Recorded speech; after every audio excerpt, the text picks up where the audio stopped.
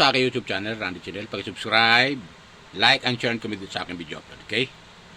Hayaan nyo munang batiin ko kayo ng magandang umaga, magandang tanghali, magandang gabi sa inyo lahat. Sana po nasa mabuti kayong kalagayan at malayo sa karamdaman. Okay? Itong video upload ko ay patungkol tulad sa napad kong video upload ng isang sikat na charity vlogger. Masabi natin yung sikat na vlogger. Mga ganon. Ito ay tutukoy ko na vlogger ay si Papa Dins TV. Alam kong marami nanonood sa inyo dyan kay Papa Dins TV. At isa sa mga tumutulong sa mga kababayan natin na kapos sa kahirapan. Yung anak ni kabisnes si Papa Dins TV. Yung kanyang channel. Okay? At siya ay isang parang kay Lapugong Behero, Kalingap Prab, mga nagkwanto na mga scholar.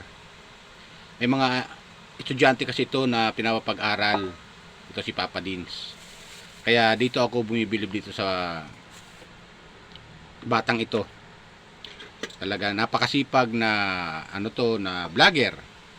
Handang tumulong sa mga kabayan natin. Katulad yung mga isang scholar niya, sila Sandra, kung natatanda niyo si Sandra, yan, katulad si Asila, tapos yung isang lalaki na si Hana, yung isa pang si Hana na matalinong bata, at yung isa pang bata na estudyante rin, na tinulungan niya rin, at binigyan niya ito ng motor.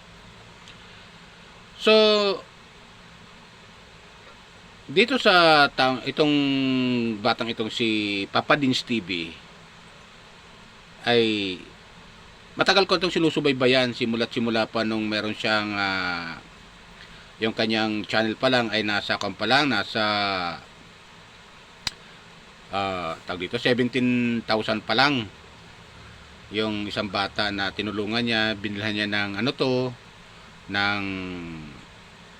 nagtitinda ng kakanin at yun nga binili niya, pinakyaw niya. Mahilig to, tao na to, mahilig to si Papa Dins magpakyaw na mga nagtitinda dyan. Yan ang mga isa sa mga tinutulungan niya, pero dumating sa punto na marami na siyang mga tinutulungan ng mga kababayan natin, lalo na yung kapos sa kahirapan. Talagang nagmana kay kabisnes. Si kabis gano'n naman talaga, hanggang ngayon tumutulong pa rin sa mga kabayan natin na nangangailangan. At nakita nyo naman, marami na siyang mga kagwang tawagin. At yun, kasakasama minsan ni Papa Dins sa kanyang mga misyon. Pero itong napanood kong upload video niya ay isang hinangaan ko sa kanya kasi ito tuloy-tuloy ang kanyang pagtulong dito kay Asila, yung nasa bundok nakatira. Nasa bundok ba na nasabi natin? Kasi malayo eh. Siguro parting Bulacan yun na pinapasyalan nila. Pero basta malayo. May kalsada na papunta doon pero malayo. Malayo yung kailang pinupuntahan mula sa bahay nila. So ganun siya magpursige tumulong. Ganun siya alaga ng kanya mga tinutulungan niya mga scholar, mga estudyante. Kasi ito si Asila, kung mapapanood nyo, na ma-discover to ni Papa Dins, mga kapo-viewers, nagtitinda to ng ice candy. Nagkataon nandun sila, yun. Inalok niya, ito sila Papa Dins, kasama kanyang grupo. At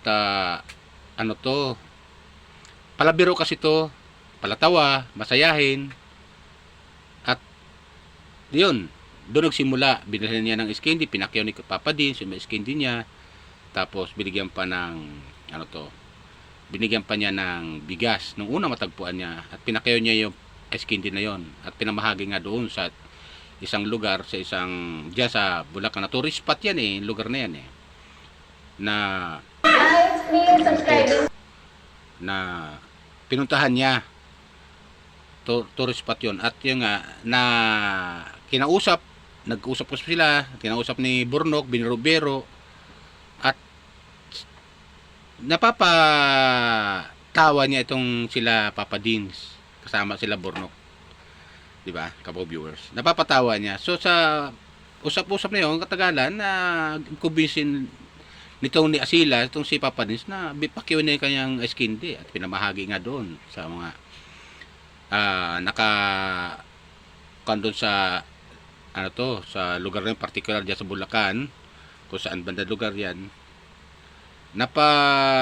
kumbinsin niya na yun, pakyawin at ipamahagi nga daw sa mga nakatira doon at sa mga turistang iba na nakatira doon.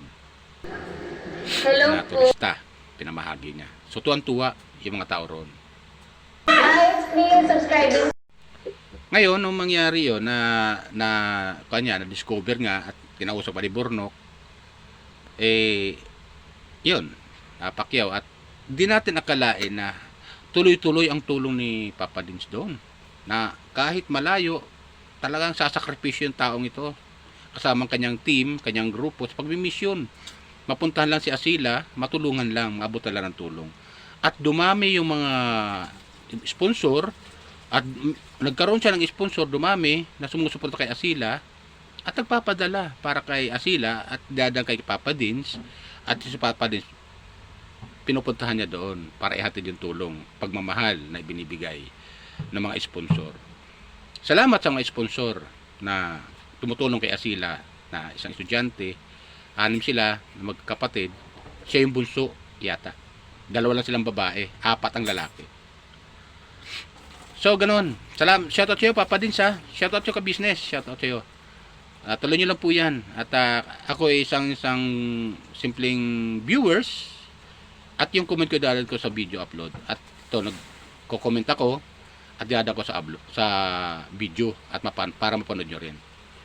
So, yun. Natutuwa lang ako na maganda yung ginagawa ni Papa Dins. At yun nga, itong huling napanood kong upload ni Papa Dins na napanood ko na hinaaya niya na kumaari kasi nga si Asila nag-iisa lang sa bahay nila. Na dalaga ito napakadelikado kasi nag-iisa lang. So nag-aalala si Papa Dins na kung maaari, doon ka na lang tumira sa kanila, sa ka-business family. 'Di ba? Sa ka-business family doon sa Falcon House, kung tawagin ni Papa Dins, kasi yung pangalawang bahay nila, Falcon House. Makakasama niya sila Sandra. At kasama nga niya doon si Ma'am Elika. Shoutout sa iyo, Ma'am Elika, ha. Shoutout po sa inyo.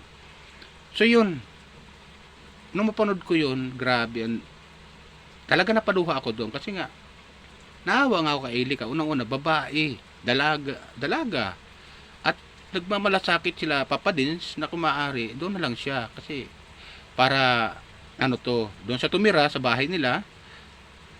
At may mga kasama nga doon sila Sandra, yung mga scholar niya, tinutulungan niyang iba, at saka andun na may mga kagwang, mga kapatid ng kagwang. Oo, mga ganun, tawagin, kagwang. So, tinutulungan to ni Papa Dins, pero wala Pag-isipan pa ni Asila kung papayag siya sa alok ni Papa Dins. Di ba? Pero para sa akin, napakaganda. Sana, wag sayangin ni Asila yung alok sa kanya ni Papa Dins kasi si Papa Dins talaga, sa totoo lang, mapagmalasakit na tao, mabusilak ang puso, handang tumulong hanggat makakaya niya. Ganun din kay business. Ganun sila mag-ama, father and son talaga talagang nasa puso nila kapwa viewers yung pagtulong. Talagang napakabusilak ng puso ni Papa Dins. Tuloy mo lang yan, Papa Dins, hanga ako doon sa napod ko. Talaga ito si Asila, sana pumayag sa alok nyo na doon lang sa tumira dahil nga nag-iisa lang sa bahay nila. Delikado, unang-una dalaga siya, mahirap na, lalo kung nakatira nyo ng tulog. Bagamat malapit yung tiyahin ni Asila roon, malapit lang yung tiyahin niya nakatira doon, pero iba talaga yung iba yung nandoon sa ka-business house. Ito paano Hello po. na monitor siya ni Papa Dins kasi alam mo si Papa Dins, pagdating sa ganyan ng mga estudyante, sobrang pagmamahal niya. Tingnan niyo naman si Sandra hanggang ngayon, hindi niya binibitiwan si Sandra. Tingnan mo si Hana hanggang ngayon, hindi niya binibitiwan, tutulungan niya. At may mga sponsor na tumutulong din kaila Sandra, kaila Hana, at ito kay Asila, di ba? Kabaw viewers, napakaganda, napakabait talaga ni Papa Dins. Kaya salamat at may mga tao ganun na mga napakabusilak ng puso na ginagamit ng ating Panginoon para magpaabot ng tulong pagmamahal doon sa mga taong tinutulungan nila, mga beneficiary nila, kung tawagin, di ba? Kapag kaya lang po, paalala ko lang po ulit baka meron pang hindi nakapag-subscribe sa aking YouTube channel, Randy Channel, subscribe lang po kayo, like and share and comment din sa aking video upload. Supportan po natin si Papa Dins TV. Nasa 190,000 na yung kanyang subscriber. Dagdagan po natin, palakihin natin, paabutin natin ng milyon. Ganun si ka-business official. Suportahan natin, paabutin natin ng milyon yung kailang subscriber para marami pa sila matulungan ng mga kababayan natin. Okay? Yan lang po. Hello po. Bye! Ingat po tayo lagi. Pagpalay po tayo ng Pumikapal.